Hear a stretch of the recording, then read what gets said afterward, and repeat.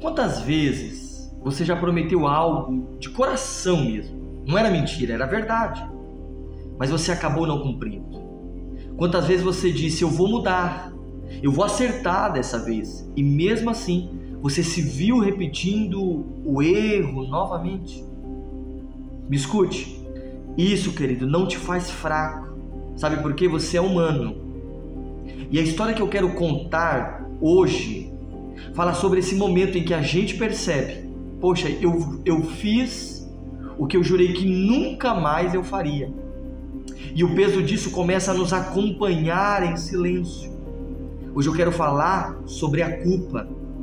Mas não a culpa que nos corrige, mas a culpa que nos prende, que nos aprisiona, aquela que transforma o espelho em um inimigo, aquela que faz a gente sentir vergonha até de orarmos. E se você sente que carrega esse tipo de peso, fica aqui comigo. Eu sou o pastor Steve Oliveira, sou terapeuta, trabalho com acompanhamento emocional. E geralmente quem eu atendo são cristãos. Sim, são cristãos. Cristão também precisa fazer terapia, precisa de acompanhamento, precisa cuidar do seu emocional. Queridos, essa história que eu vou compartilhar com vocês hoje está registrada nos evangelhos.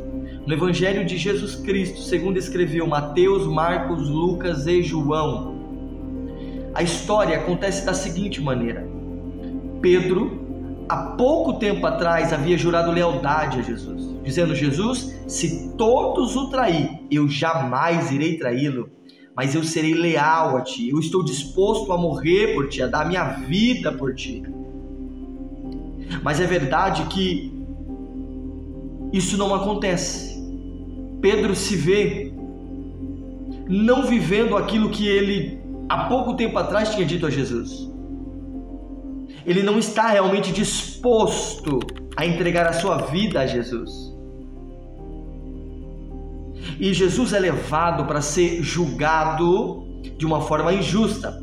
E nessa propriedade, neste lugar, Pedro consegue entrar. E neste lugar, algo inusitado vai acontecer. Imagine a cena. É madrugada. E o medo, querido, está no ar.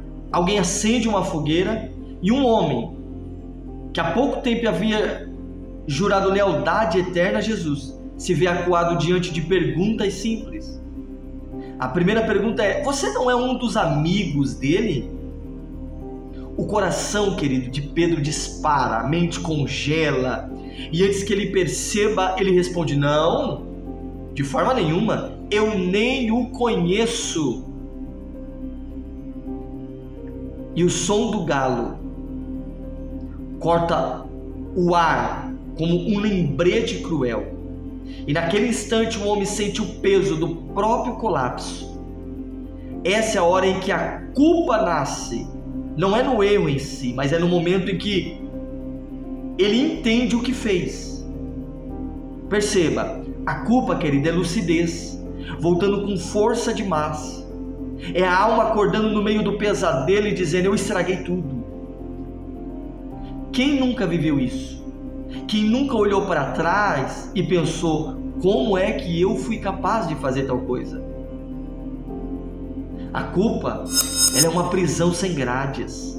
Você acorda e dorme no mesmo lugar, mas por dentro não sai lá do passado. Ela muda a voz da mente e deixa tudo em replay. Se eu tivesse falado diferente, se eu tivesse tentado mais. Não é assim? Isso acontece com você? A culpa, ela adora o e se. Ela alimenta a ilusão de que o passado dá para mudar. Você entendeu? Dentro do consultório, querido, atendendo pessoas, infelizmente, isso é o que eu mais vejo. Cristãos, pessoas sinceras, verdadeiras, pessoas honestas, corretas, porém, carregando um peso chamado culpa. Mas essa culpa é um peso desmedida é que traz males para a vida da pessoa, prejudica a pessoa. E dia após dia vai fazendo a pessoa se definhar emocionalmente. Existe uma cena, querido, de recomeço que poucos percebem. O momento em que aquele homem envergonhado encontra de novo o olhar de quem ele feriu. Não há discurso, não há explicação, apenas um olhar.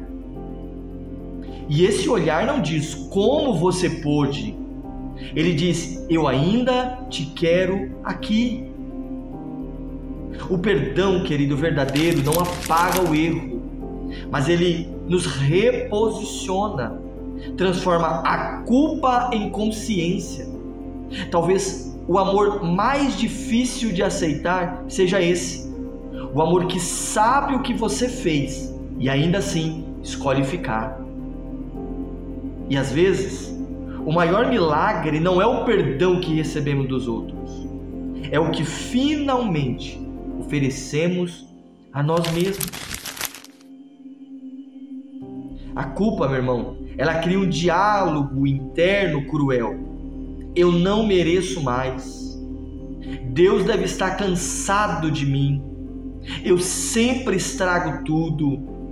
Você diz isso? Ou conhece alguém que faz isso? Essas frases, elas são como agulhas invisíveis. E quanto mais você as repete, mais acredita nelas. Mas olha que interessante. O mesmo homem que falhou foi o primeiro a se levantar quando ouviu a notícia do recomeço. Ele correu para ver o que ainda era possível. E isso mostra que a culpa não venceu. Ela apenas o acordou. Querido, a diferença entre a culpa destrutiva e a culpa curadora está no que você faz depois de cair. Uma te prende, a outra te faz levantar. Então perdoar-se não é fingir que nada aconteceu. É olhar para o erro e dizer: eu aprendi. É aceitar que o erro faz parte da construção da sabedoria e que cada queda te ensina a caminhar com mais consciência, meu irmão. Deu para entender? O remorso é uma lembrança amarga. O recomeço é o gosto da liberdade. Você não é sua falha, você é o que faz com ela. Talvez nesse momento você esteja preso em um episódio antigo da sua própria vida, revendo o mesmo diálogo, a mesma perda, a mesma decepção. Mas a boa notícia é que a história ainda está em andamento. Você ainda está vivo e enquanto há vida, há esperança. A culpa de Pedro é a metáfora de todo o coração que tentou acertar e errou. É o retrato de quem ama, mas falha, de quem promete, mas vacila. E é também o lembrete de que a vida não termina no erro, porque o amor não termina onde o erro começa. Hoje talvez você só precisa fazer o mesmo movimento, olhar para dentro e dizer: eu me perdoo por ter sido humano. E isso não é arrogância, é humildade, porque quem se perdoa reconhece que ainda pode ser transformado. Depois da queda, geralmente vem o silêncio, e o silêncio é o lugar onde a vergonha tenta morar. É nele que a mente repete: acabou. Mas curiosamente é no mesmo silêncio que a alma começa a se reorganizar. O silêncio do arrependimento pode ser o lugar do recomeço, porque é nele que o ego desarma e o coração finalmente ouve. O Pedro é símbolo do arrependimento humano. Se afastou, chorou, se recolheu, mas o choro não foi o fim, foi o início da cura. Toda lágrima, meu irmão, que cai em arrependimento é um pedido de reconstrução. E Deus nunca desperdiça lágrimas sinceras.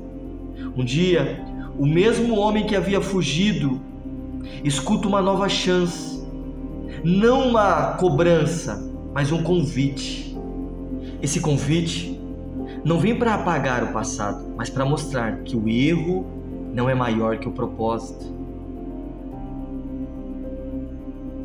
E talvez esse seja mesmo o chamado para você hoje. Levanta, volta a viver, volta a amar. O recomeço começa com um simples movimento, respondendo sim de novo à vida. A culpa, querido, quando ela é acolhida com consciência, ela se torna uma professora. Ela nos ensina sobre limites, sobre impulsos, sobre a verdade do coração. Veja, Pedro aprendeu, mas sobre si no erro do que teria aprendido em 1000 acertos.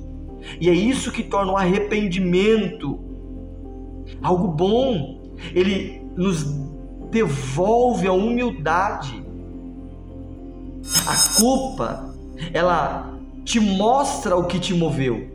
O arrependimento te mostra quem você quer ser daqui para frente. E é aqui, e é aí que começa a transformação. Quando a dor, ela se torna sabedoria. Então, perdoar-se é uma das tarefas mais difíceis que existem. Porque a mente insiste em dizer, mas eu sabia o que estava fazendo. Sim, você sabia, mas naquele momento você não sabia tudo o que sabe hoje. E isso é o que faz toda a diferença. Então perdoar-se é reconhecer o que se aprendeu com o erro. É admitir, eu errei, mas também cresci. Você está me entendendo? Então, o perdão a si mesmo é ponte entre quem você foi e quem você pode ser. E atravessar essa ponte exige coragem. A coragem de ser é a coragem de se ver com compaixão. Você não está negando a responsabilidade, você está escolhendo a reconstrução. E quando a culpa ocupa a mente, ela coloca um rótulo, fracassado. Mas quando o perdão entra, o rótulo cai. Pedro deixou de ser o homem da negação para ser o homem do recomeço. E isso acontece quando a gente entende: o erro foi um capítulo, não a história toda. Cada vez que você decide agir diferente, você está reescrevendo a sua identidade. O passado explica quem você foi, mas não determina quem você vai continuar sendo. Existe uma beleza rara nas pessoas que já caíram e se levantaram. Elas falam diferente, elas olham diferente, elas acolhem diferente. Porque quem já se perdoou não julga o outro pela falha, mas acolhe o outro na ferida. E eu profetizo que se você não viveu, você vai viver isso. O propósito nasce quando você transforma o lugar da dor no lugar da cura. A culpa, quando curada, vira compaixão. E a compaixão é o idioma de quem entendeu o amor. Então recomeçar não é esquecer, é aprender a andar com a lembrança sem dor. Depois do arrependimento vem um novo olhar, mais compassivo, mais consciente, mais humano. Você começa a entender que a perfeição nunca foi o objetivo. O objetivo é amadurecer. E amadurecer é saber pedir perdão, saber se perdoar, quantas vezes forem necessárias. A vergonha paralisa e o perdão movimenta. E o movimento é a linguagem da vida. O recomeço de Pedro não foi apenas pessoal. Ele virou ponte para outros que também haviam falhado. E talvez o seu recomeço seja isso também, um caminho de inspiração para quem ainda não acredita que pode mudar. A tua história não termina na culpa, ela começa no perdão. E a partir de hoje, toda vez que a culpa quiser te lembrar quem você foi, responde com amor. Eu sou o que decidi ser depois de aprender. Se essa reflexão, querido, tocou o teu coração, deixa aqui nos comentários aqui embaixo. Quero viver o meu recomeço. Compartilhe esse vídeo com alguém que ainda se culpa por um erro antigo. E lembre-se, a queda pode ser o lugar onde a graça constrói asas novas. Você não precisa se punir para provar que aprendeu. Basta se permitir seguir. Tá certo? Nós nos vemos no próximo vídeo dessa série Anatomia da Alma. Até lá! E aprenda a se levantar com amor.